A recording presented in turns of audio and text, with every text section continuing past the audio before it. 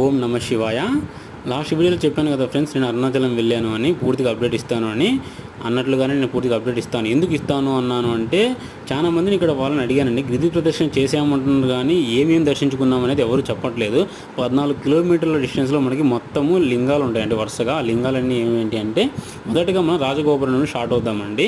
రాజగోపురం నుండి స్టార్ట్ అయిన తర్వాత మనకి ఇంద్రలింగం మొదటిగా దర్శించుకుంటాము. తర్వాత అగ్నిలింగం, తర్వాత శేషాద్రి ఆశ్రమం ఖచ్చితంగా చూడండి ఆశ్రమము. ఆ తర్వాత రమణాశ్రమం అండి. రమణాశ్రమం చూడకుండా అసలు మీరు అరుణాచలం నుండి రిటర్న్ అవ్వద్దు. ఒకవేళ చూడలేదు మర్చిపోయాం అనుకుంటే మాత్రం తిరిగి మళ్ళీ వెనక్కి వెళ్ళి ఆ ఆశ్రమం అయితే చూసి రండి, దర్శించుకోండి. అక్కడ ఏంటంటే కొండ మీదకి వెళ్ళొచ్చు. రమణాశ్రమం నుండి 1.4 కిలోమీటర్లో కొండపైకి వెళ్ళాలి. స్కందాశ్రమం ఉంటుంది. అక్కడ నుంచి మనకి ఆ కొండ నుంచి టోటల్గా అరుణాచలం వ్యూ కనిపిస్తుందండి. చాలా అంటే చాలా బాగుంటుంది, అస్సలు మిస్ అవ్వద్దు. ఆ తర్వాత మనం కొండ మీద కిందికి వచ్చిన తర్వాత యమలింగం దర్శించుకుంటామండి వరుసగా. యమలింగం దర్శించుకున్న తర్వాత నైరుతిలింగం వస్తుంది. అయితే నేను ఇక్కడ ఏంటంటే దారిలో వెళ్తున్నప్పుడు నాకు మధ్యలో అడవిలో దొరికే ఏదో వేర్లు అంట. ఆ వేర్ల పేరు నేను గూగుల్లో సెర్చ్ చేశాను, నాకు కనిపించింది. అలాగే వాళ్ళు చెప్పిన బెనిఫిట్స్ కూడా నాకు అందులో గూగుల్లో చూపించింది.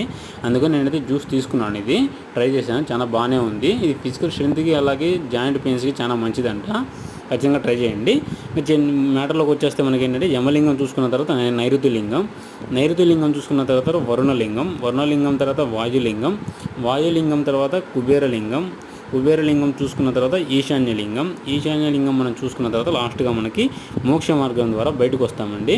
అంతటితో అయిపోలేదు. మార్గం ద్వారా మనం బయటకు వచ్చిన తర్వాత ఎక్కడైతే మొదలు పెట్టామో అక్కడికి వస్తేనే మన గిరి ప్రదక్షిణ అనేది పూర్తిగా అయిపోయినట్లు.